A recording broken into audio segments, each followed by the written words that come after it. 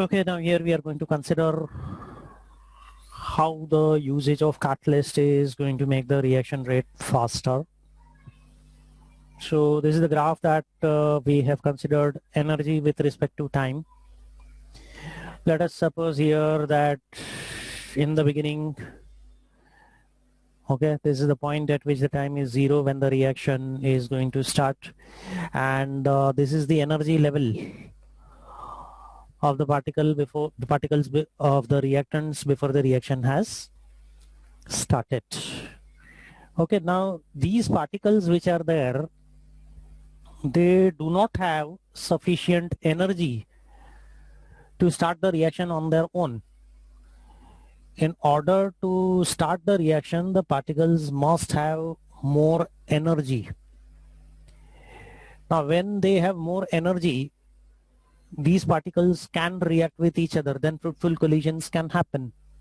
So when there is increase in the energy of these particles, okay, it is going to reach to a certain maximum level. This state of energy of particles, this is known as activated state.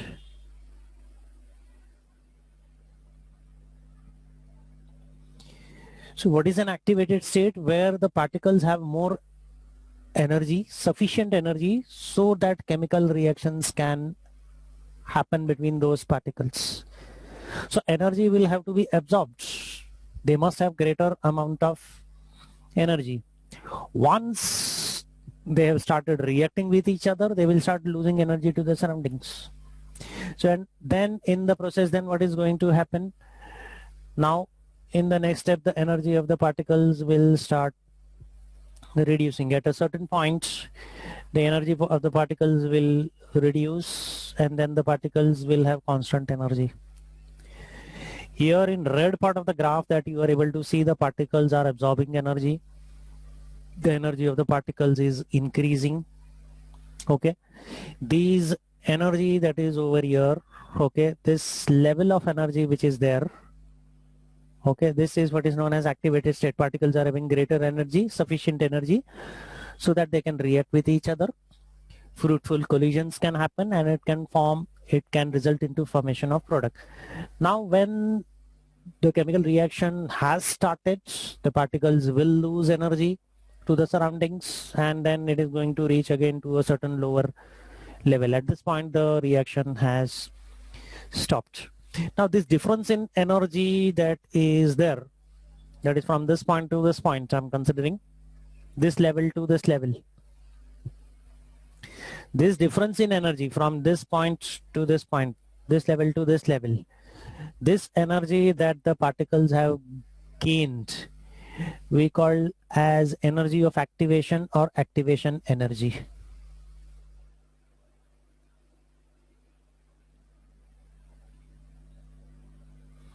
Okay, this is basically activation energy is the energy required to start the reaction.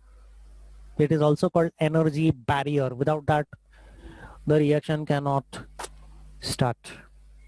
Now when you are going to use a catalyst, okay, I'm going to represent that with the help of another similar graph. Okay, so when a catalyst is used, the activated state energy that is there, that is lesser than the original one in which a catalyst is used. Okay, so obviously less amount of energy. So here when the catalyst is used, this much is going to be the amount of energy required to start the reaction.